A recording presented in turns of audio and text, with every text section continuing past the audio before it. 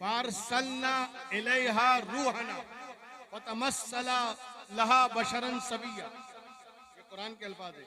अल्लाह फरमाता है कि हमने मरियम के पास रूहुल अमीन को भेजा।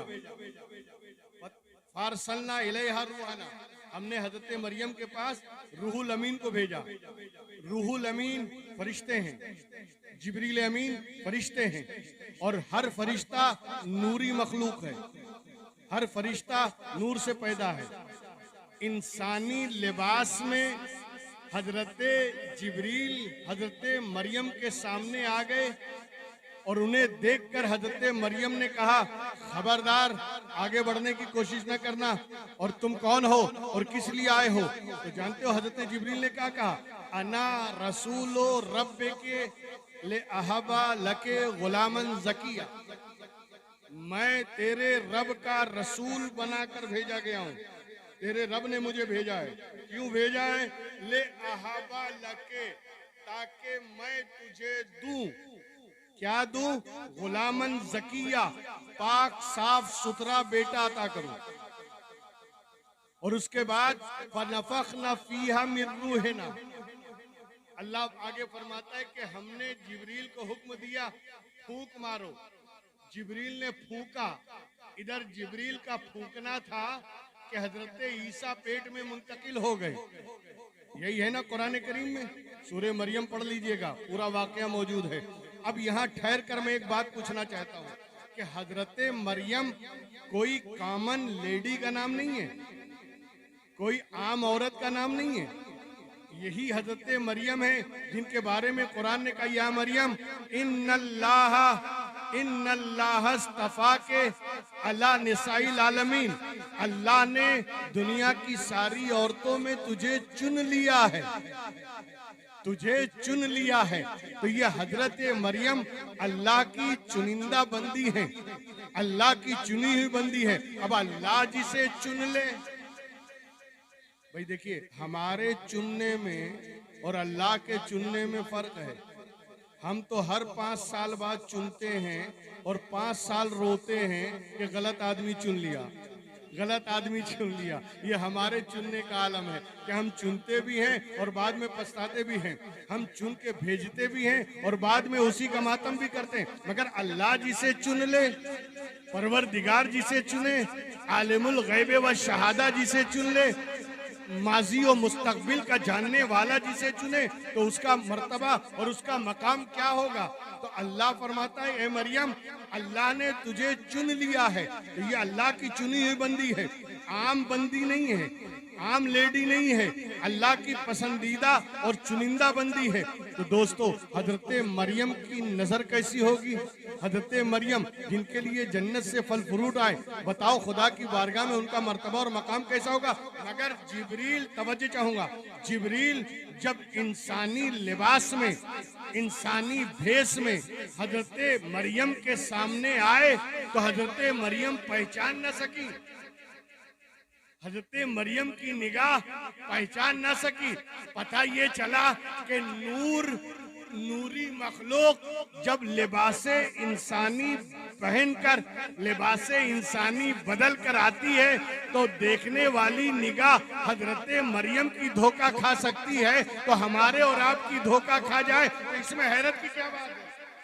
इसीलिए जब नूरी मखलूक इंसानी लिबास में आई, हजरत मरियम पहचान न सकी। और मेरा नबी भी जब इंसानी लिबास में आया, मेरा नबी भी जब इंसानी लिबास में आया, तो कितनी नजरें हैं जो पहचान न सकी, कितनी नजरें हैं जो धोखा खा गई, कितनी नजरें हैं जिन्होंने धोखा खा लिया। मगर मुझे हैरत नहीं है, इसलिए कि जब हजरत मरियम की नजर धोखा खा सकती है तो आम इंसान की नजर धोखा खा जाए, तो इसमें ताज्जुब की क्या बात है? बहरहाल अच्छा, उसके बाद क्या हुआ? हजरत जिब्रील ने फूंक मारी। ये फूंक मारने की क्या जरूरत थी? ये फूंकने फाकने की क्या जरूरत थी?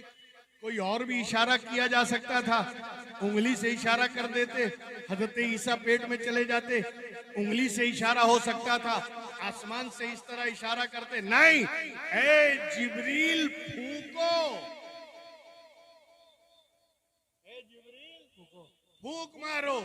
ताकि लोगों को पता चले कि फूंक में कितना दम होता है। आजकल जो नई जनरेशन, नई नस्ल निकली है ना, ये सोचते हैं मौलाना के पास ले जाते हैं, इमाम साहब के पास ले जाते हैं, मौलाना कुछ आयत पढ़ के दम कर देते हैं, मौलाना कुछ पढ़ के फूंक देते हैं। ये फूंकने फाकने से क्या होता है? इस फूंकने फाकने से क्या होता है? तुम्हें नहीं मालूम कि इस फूंकने में कितना दम है, इस फूंकने में कितनी ताकत है। ये अल्लाह के कलाम की ताकत है, ये अल्लाह के कलाम की ताकत है कि जब वो पढ़ के फूंका जाता है तो बीमारियां काबूर हो जाती हैं, बीमारियां खत्म हो जाती हैं, नजरें बद दूर हो जाती है। ये फूंकने में बड़ी बड़ी ताकत। हजरत जिब्रील ने फूंका तो हजरत मरियम के पेट में हजरत ईसा मुंतकिल हो गए। तो ये फूंकना। अच्छा, एक बात और भी है, बड़े बड़े लोग होते हैं ना। एक साहब बैठे हुए थे, ऐसे ही बैठे हुए थे, प्रोफेसर साहब थे, बड़े अपने आप को घमंड में बैठे हुए थे हजरत की बारगाह में, और हजरत लफ्ज अल्लाह की तासीर बता रहे थे कि लफ्ज अल्लाह में कितनी तासीर है, लफ्ज अल्लाह में कितना असर है, लफ्ज अल्लाह में कितना कमाल है। सिर्फ लफ्ज अल्लाह की, यानी अल्लाह का जो इसमें जलालत है, उसमें कितनी हैबत है और कितना असर है।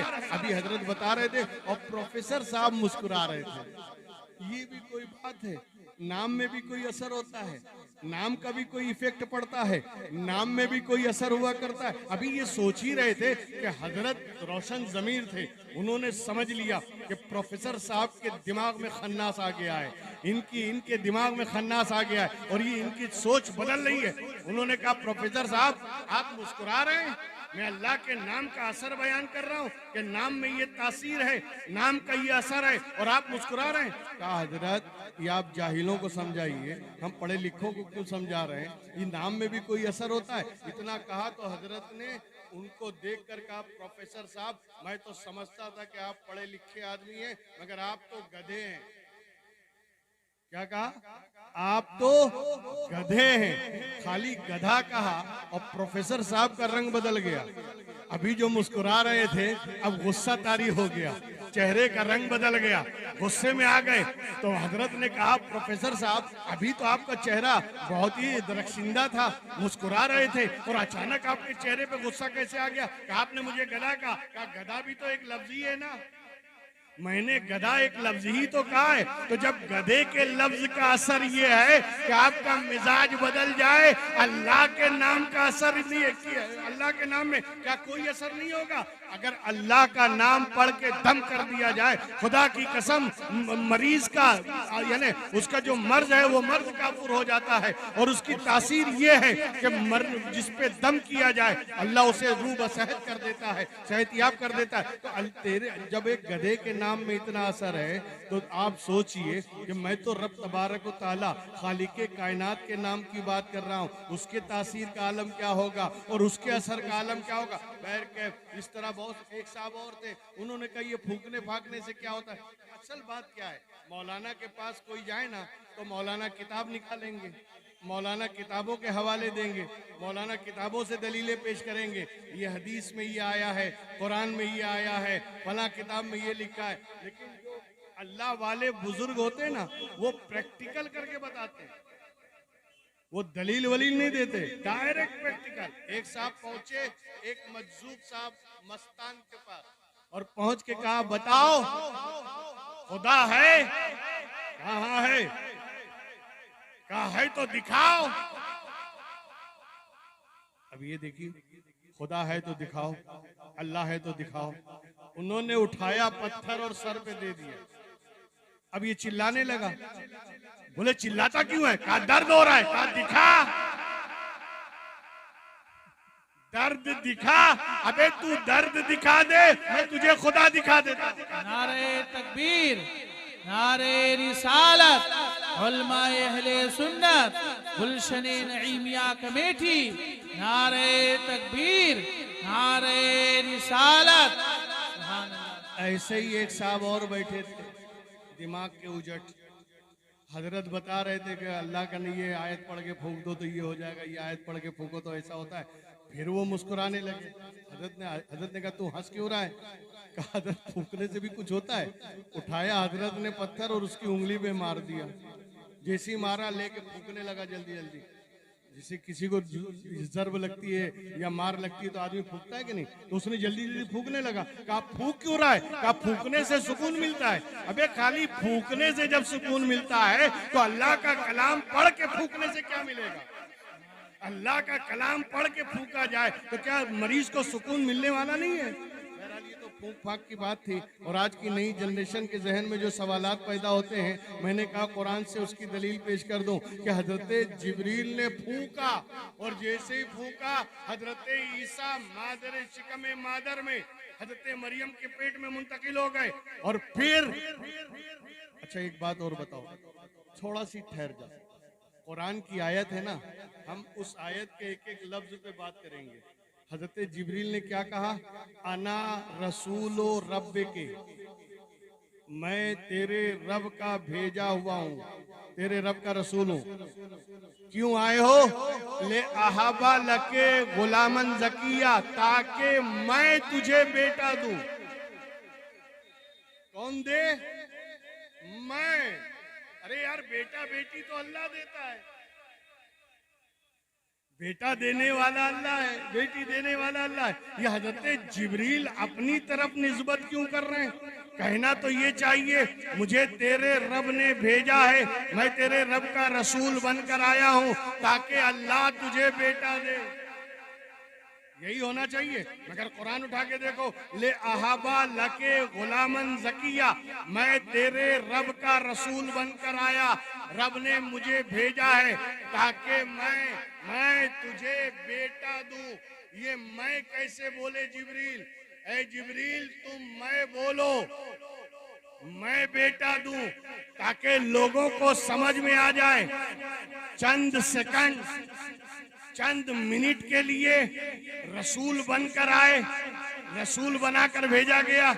अल्लाह ने चंद मिनट के लिए भेजा हजरत मरियम के पास। तो जब अल्लाह ने भेजा हजरत जिब्रील को अल्लाह के रसूल बनकर आए, तो रसूल बनने के बाद, इस मनसब को लेने के बाद इतना पावर आ गया कि खुद कहने लगे मैं तुझे बेटा दूं। मैं सोचने लगा चंद मिनट के लिए जो रसूल बनकर आया उसके पावर का जब ये आलम है, तो जो कयामत तक का रसूल बनकर आया हो उसके अख्तियार का आलम क्या?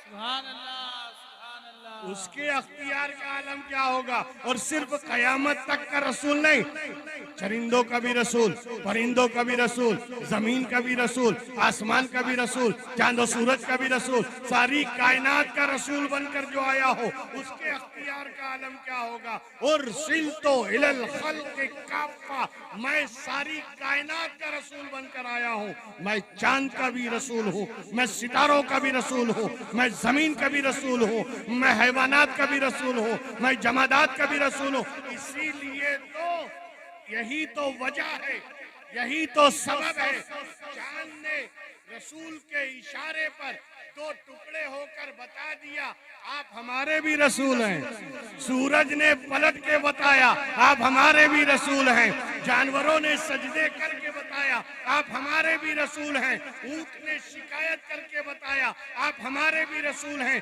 कंकरी ने कलमा पढ़ के बताया आप हमारे भी रसूल हैं। सारी कायनात का रसूल। तो दोस्तों, जो चंद मिनट के लिए रसूल बनकर आया उसके अख्तियार का ये आलम है, और उसके पावर का जब ये आलम है, तो जो सारी कायनात का रसूल बनकर आया हो और सुबह कयामत तक का रसूल बनकर आया हो उसके अख्तियार का आलम क्या होगा और उसके पावर का आलम क्या होगा? हजरत जिब्रील ने कहा अना रसूल रब के लके गुलामन ज़किया, ताकि मैं तुझे साफ सुथरा बेटा अता करूं, मैं अता करूं। मैं क्यों? इसलिए कि मनसबे रिसालत पर आया हूँ, मैं बनाकर भेजा गया हूँ, और जब लेकर आया हूँ तो पावर लेकर आया हूँ, सत्ता लेकर आया हूँ। दोस्तों, बात कहीं से कहीं चली जाएगी। मैं चाहता था कि आपको कहीं और लेके चलूं, लेकिन जब मौजू छिड़ गया है रसूल का, जब मौजू छिड़ गया है रसूल का कि रसूल कहते किसे हैं, तो अब आइए इसी पे आज बात हो जाए। आगे का मौजू फिर हम चलेंगे, फिर किसी और मौके पे बात होगी। लेकिन देखिए, जिसको अल्लाह भेजे उसको कहते हैं रसूल। जो अल्लाह का भेजा हुआ हो उसे कहते हैं रसूल। मोहम्मदुर रसूलुल्लाह, मोहम्मद अल्लाह के रसूल हैं सल्लल्लाहु अलैहि वसल्लम। अरे नादानो, मैं रसूल की क्या बात करूं, मैं पैगंबर की क्या बात करूं कि उन्हें तो परवरदिगार ने भेजा है, उन्हें तो खालिके कायनात ने भेजा है। मैं इसी हिंदुस्तान की बात करूं, अपने वतन की बात करूं। इस वतन में भी एक भेजने वाले को भेजा गया, और वो भेजने वाला जब आया, जिसको भेजा गया वो जब आया, अजमेर की धरती पर, अजमेर की धरती पर अताए रसूल बनकर रसूल ने भेजा, मदीने से भेजा। तो जानते हो, जब अजमेर की धरती पर आकर वो बैठा और उस पर अना सागर पे पानी पे पहरा लगा दिया गया, तो ख्वाजा ने चमत्कार दिखाया और अपनी ताकत, अपनी कुव्वत और अपना पावर दिखाकर पूरे अना सागर को अपने एक गागर में खींच लिया और ये बता दिया, नादान, जो भेजा जाता है वो पावर लेकर आता है।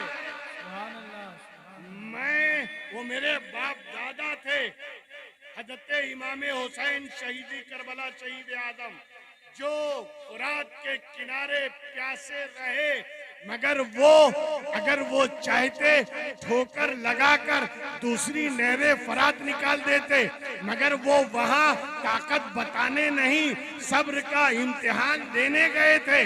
मैं यहाँ इम्तिहान देने नहीं, इस्लाम की नशरो अशात करने के लिए मैं अपनी ताकत बताऊंगा, मैं अपना पावर बताऊंगा। पूरे अना सागर को एक गागर में खींच लिया।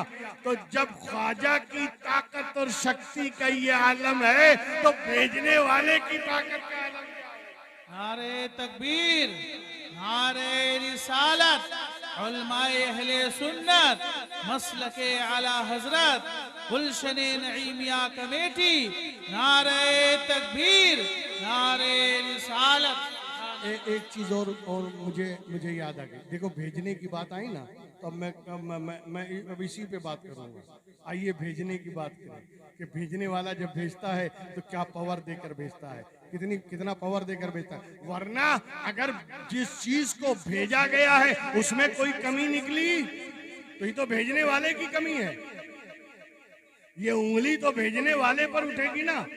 मैं ज्यादा दूर मत जाइए, उठाइए कुरान। मैं कुरान से बाहर नहीं जाऊंगा, कुरान ही उठाइए। 30वां पारा खोलिए, पढ़िए सूरह फील। अलम तरा कैफा फ़अला रब्बुका बिअस्हाबिल फील अलम यजअल कैदहुम फी तज़लील वअरसला अलैहिम तैरन नबाबिल। मैं मुख्तसर से समझा दूं आपको। हुआ ये था कि एक मर्तबा अबरहा नाम का एक आदमी, बादशाह, काबे को ढाने के लिए आया, काबे को गिराने के लिए अबरहा आया था। वो पूरा वाकया सूरह फिल्म में मौजूद है। हाथी लेकर, हाथियों पे सवार होकर, बादशाह और उसका पूरा लश्कर हाथियों पे सवार होकर काबे को गिराने के लिए आए। फिर हुआ क्या, जब मक्का के करीब पहुंचे, आज भी वो जगह महफूज है जहां पर अल्लाह का अज़ाब आया उन हाथी वालों पर, और वहां निशान लगा हुआ है, यहाँ से वहां तक इतनी जगह पर निशान लगा हुआ है जहां अज़ाब आया था। और हाजियों को हुक्म दिया जाता है, जब ये मैदान अरफात जाते हैं या मैदान अरफात से वापस आते हैं मुज़दलिफ़ा, तो बीच में वो रास्ता आता है। हाजियों को हुक्म दिया जाता है, यहाँ भाग के निकल जाओ, तेजी से निकलो। और जब पूछा क्यों, कहा इसलिए कि ये वो जमीन है जिस पर अल्लाह का अज़ाब आ चुका है। ये जमीन इस लायक नहीं है कि कोई नेक आदमी इस पे ज्यादा देर ठहरे, क्योंकि इस जमीन पे अल्लाह का अज़ाब आ गया। अच्छा, जमीन का क्या कसूर था? जमीन का तो कोई कसूर नहीं था, लेकिन चूंकि वहां अल्लाह का अज़ाब आ गया, अब वो जमीन इस लायक बची नहीं कि वहां कोई नेक आदमी ठहरे। जल्दी से निकल जाओ।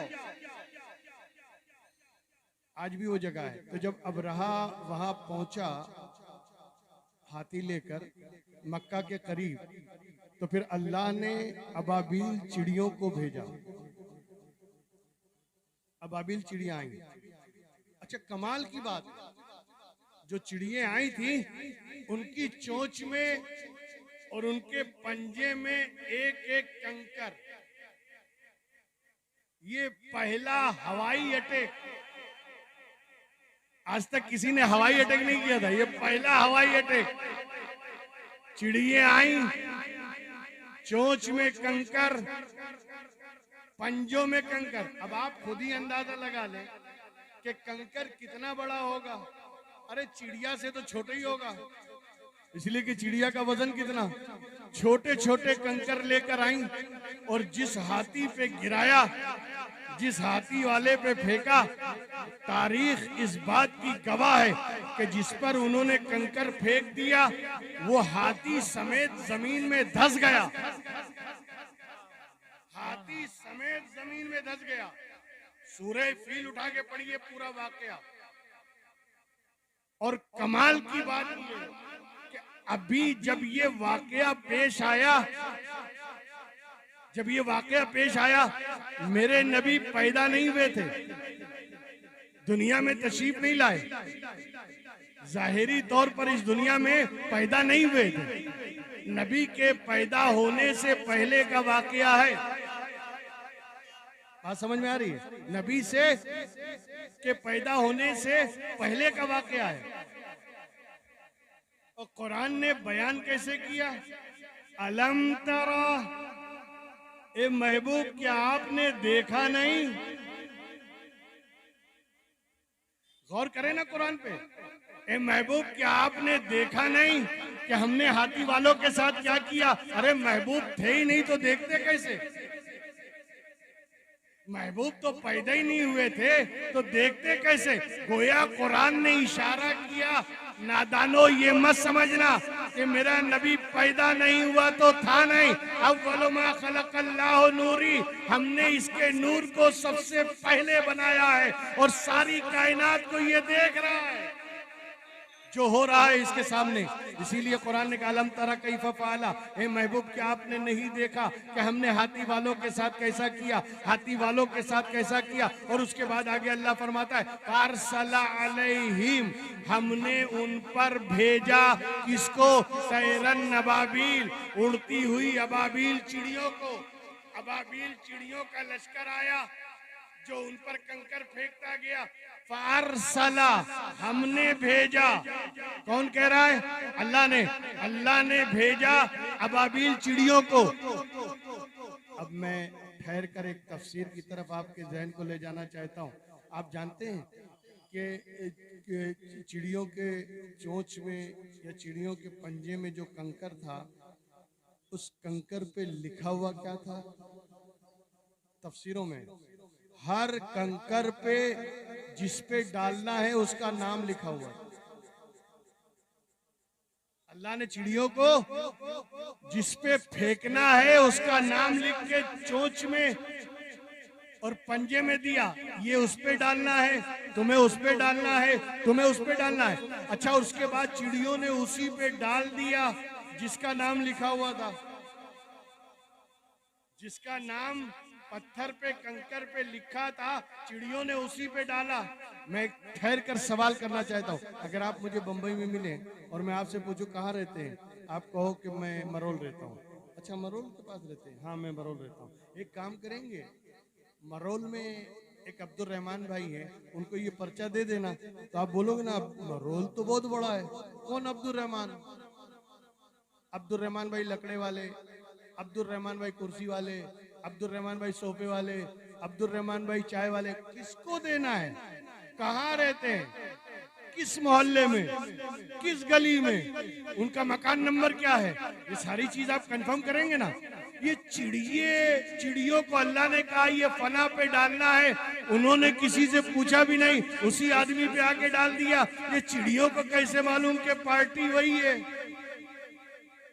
ये चिड़ियों को कैसे मालूम कि ये आदमी वही है? तो यहाँ से पता चला अल्लाह चिड़ियों को भी भेजता है तो इल्म देकर भेजता है। अबे नादान, जो चिड़ियों को इल्म देकर भेजे अपने रसूल को बगैर इल्म के कैसे भेजेगा? और बगैर इल्म के भेज दे। इसीलिए जब रसूल को भेजा तो ये कहते हुए भेजा, वअल्लमक मा लम तकुन तालम, ए महबूब हमने तुझे वो सब सिखा दिया है जो तू नहीं जानता। आलिमे मा काना व मा यकून, सारी चीजों का इल्म देकर भेजा। दोस्तों, अब अगर कोई भेजने वाले में कमी निकाले, जो आ रहा है जो भेजा गया है उसमें कोई कमी निकाले तो ये आने वाले में कमी नहीं, भेजने वाले में कमी है।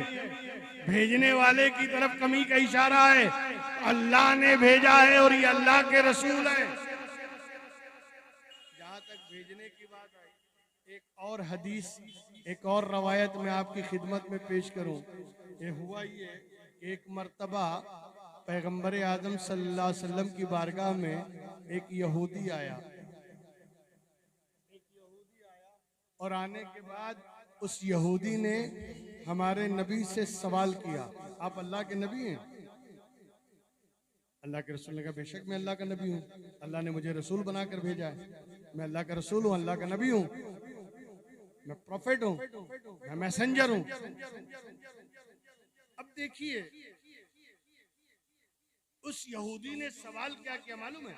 अगर आप अल्लाह के नबी हैं, रसूल हैं, ये तालाब के उस तरफ, तालाब के उस जानिब जो झाड़ है, दरख्त है, क्या उस झाड़ और उस दरख्त को आप बुला सकते हो?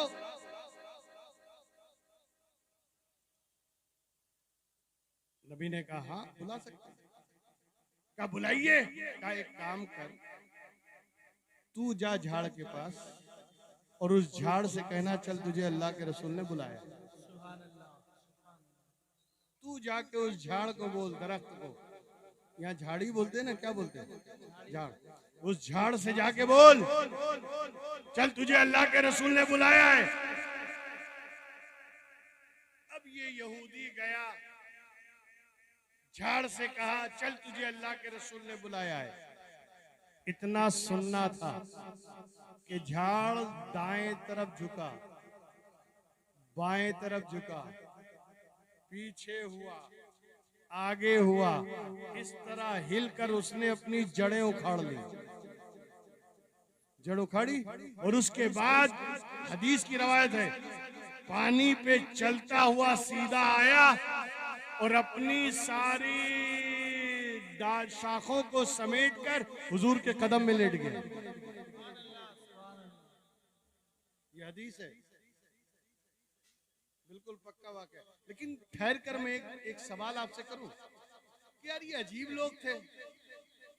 कोई आ रहा है, चांद के टुकड़े कर दो अगर तुम अल्लाह के नबी हो। कोई आ रहा है, आप अल्लाह के नबी हैं? हाँ मैं अल्लाह का नबी हूँ। वो जानवर जो जा रहा है उसको बुला सकते हो? आप अल्लाह के नबी हैं? हाँ मैं अल्लाह का नबी हूँ। बोलो मेरी मुट्ठी में क्या है? कंकर था ना अबू जहल के हाथ में। बोलो मेरी मुट्ठी में क्या है? तो नबी ने कहा मैं बताऊं तेरी मुट्ठी में क्या है, या तेरी मुट्ठी में जो है वो बताए कि मैं कौन हूं? मगर ये कोई सवाल है। मिसाल के तौर पर आप में से कोई आदमी खड़ा हो जाए, खड़े होके हजरत से बोले आप मौलाना हैं? हजरत बोले हाँ मैं मौलाना हूं। मेरा कुर्ता सिल सकते हो? अब एक टेलर थोड़ी हूं। आप हाफिज जी हैं? हाँ मैं हाफिज जी हूँ। मेरी गाड़ी बिगड़ गई, बना सकते हो? अबे मैकेनिक हो क्या? सवाल कुछ कर रहा है, दलील कुछ और मांग रहा है। अरे आपको ये कहना चाहिए आप मौलाना हैं? हाँ मैं मौलाना हूँ। ये मसला शरीयत का बता सकते हैं? सही है। आप हाफिज हैं? हाँ मैं हाफिज हूँ। कुरान की ये आयत किस सूरे में बताइए। आप कारी हैं? हाँ मैं कारी हूँ। कुरान की कोई आयत तिलावत करके बताइए। तो ये सवाल तो सही है। अब ये कोई सवाल है आप मौलाना हैं? हाँ मेरी गाड़ी बना दो। आप मौलाना हैं? हाँ मेरा कुर्ता सिलो। अब एक टेलर के पास जा। मैं टेलर थोड़ी हूँ। होना ये चाहिए आप अल्लाह के नबी हैं? हाँ मैं अल्लाह का नबी हूँ। अल्लाह तक पहुंचने का रास्ता बताइए। आप रसूल हैं, मैं अल्लाह का रसूल हूं, बताइए खुदा कैसे मिलेगा? ये बात समझ में आती है? ऐसे ऐसे सवाल कर रहे थे कुफ्फार और मुशरिकीन। आप अल्लाह के नबी हैं? हाँ मैं अल्लाह का नबी हूं। वो जानवर भाग रहा है, उसको बुला सकते हो? आप अल्लाह के नबी हो? हाँ मैं अल्लाह के नबी हूं। ये पत्थर पड़ा है, इस पत्थर को इधर बुला सकते हैं? अरे यार, सवाल क्या कर रहे हो और दलील क्या मांग रहे हो? पत्थर की दलील, झाड़ की दलील, झाड़ को बुला सकते हो, ये कर सकते हो, वो कर सकते हो। नहीं, काफिर थे, मुशरिक थे, मगर अकीदा देखो कि अगर अल्लाह का नबी होगा तो सारी कायनात पे उसको अख्तियार भी होगा। जरा ख्याल करें, ये अकीदा था कि अगर अल्लाह का नबी है या अल्लाह का रसूल है तो फिर सारी कायनात पे उसको अख्तियार और पावर होगा। इसीलिए कहते थे बताओ मेरी मुट्ठी में क्या है, इसीलिए कहते थे इस चांद के टुकड़े कर दो, इसीलिए कहते थे कि जानवरों को बुला लो, ये करो वो करो, और दलील में ये सब मांगा करते थे। इसलिए कि वो जानते हैं कि जब अल्लाह का नबी होगा तो सारी कायनात इसके ताबे होगी। आप समझ आए? तो अल्लाह के रसूल ने उस यहूदी से कहा जा तू ही बोल दे, और यहूदी गया, और जाने के बाद जब उसने कहा चल तुझे अल्लाह के रसूल ने बुलाया, तवज्जो चाहूंगा, चल तुझे अल्लाह के रसूल ने बुलाया है, यहूदी के कहने पर दरख्त जड़ से उखड़ गया और नबी की बारगाह में हाजिर हो गया। मैंने आलमे तसव्वुर में, आलमे ख्याल में उस झाड़ से पूछा, उस दरख्त से सवाल किया, ऐ दरख्त क्या तुझे अल्लाह के रसूल ने डायरेक्ट बुलाया? कहा नहीं। अल्लाह के रसूल ने डायरेक्ट तुझे आदेश दिया? कहा नहीं। अल्लाह के रसूल ने इशारा किया?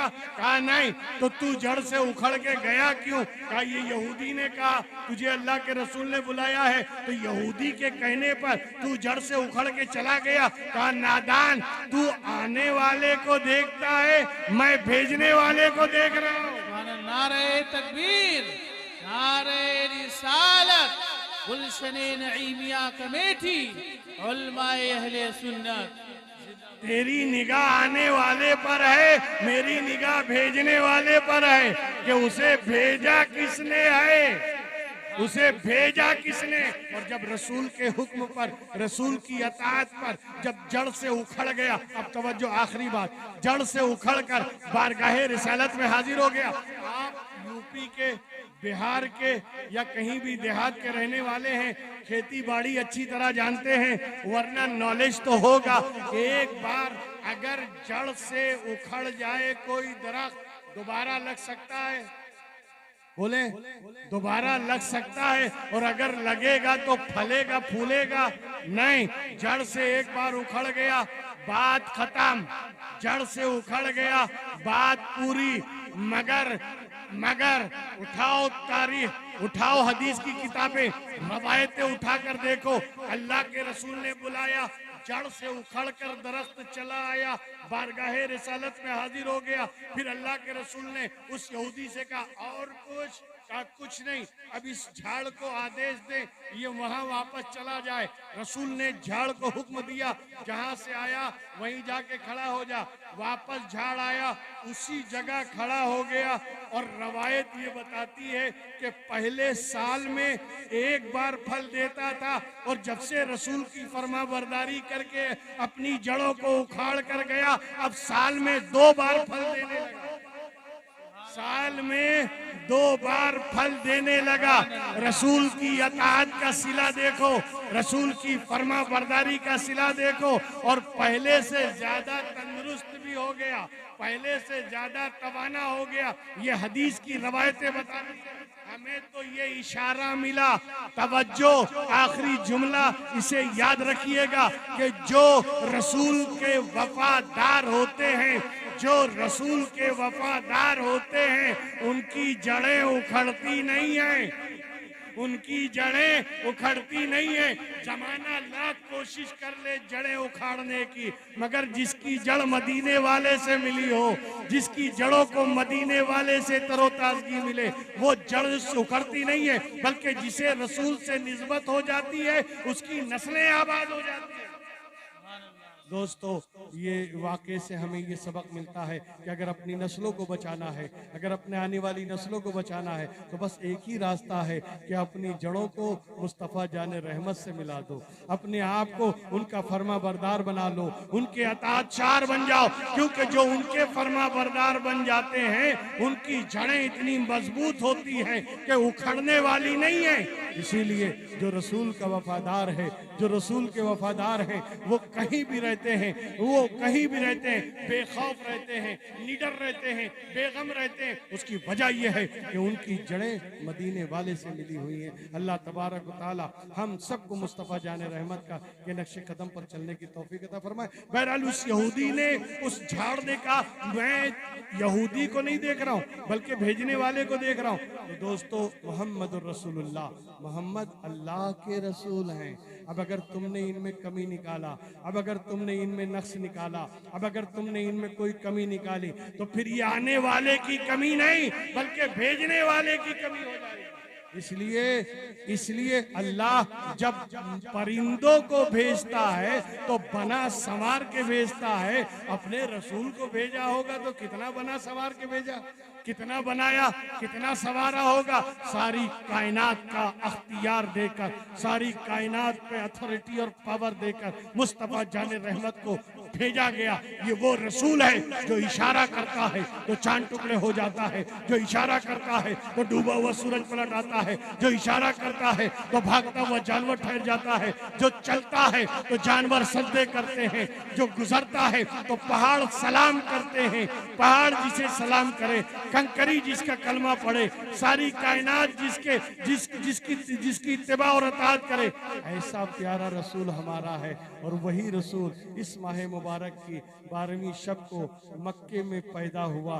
दोस्तों, खुशनसीब हैं और काबिल मुबारकबाद हैं वो लोग जो उस नबी का जश्न मनाते हैं, मीलादुन नबी का इनेकाद करते हैं, मीलादुन नबी के जुलूस निकालते हैं, नबी के आने पे खुशियां मनाते हैं, नबी के आने पे अपने खुशी का इजहार करते हैं। वो काबिल मुबारकबाद हैं, इसलिए कि हमें वो रसूल मिला है जिसके सदके में सारी कायनात पैदा हुई है, जिसके सदके में सारा जहान पैदा हुआ, जिसके सदके में सारी जहान पैदा। लौला का लमा खलक़तु दुनिया, लौला का लमा खलक़तुल अफ़लाक। ए महबूब, अगर तुझे पैदा करना ना होता मैं इस दुनिया को पैदा ना करता, अगर तुझे पैदा करना ना होता मैं इन आसमानों को, जमीनों को पैदा ना करता।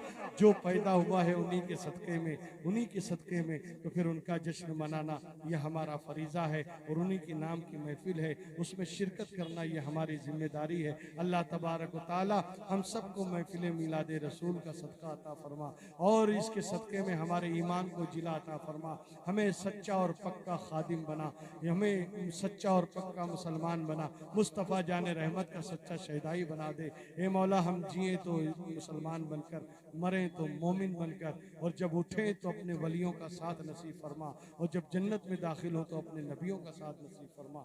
वाखिर दावाना अनिल हम्दुलिल्लाहि रब्बिल आलमीन।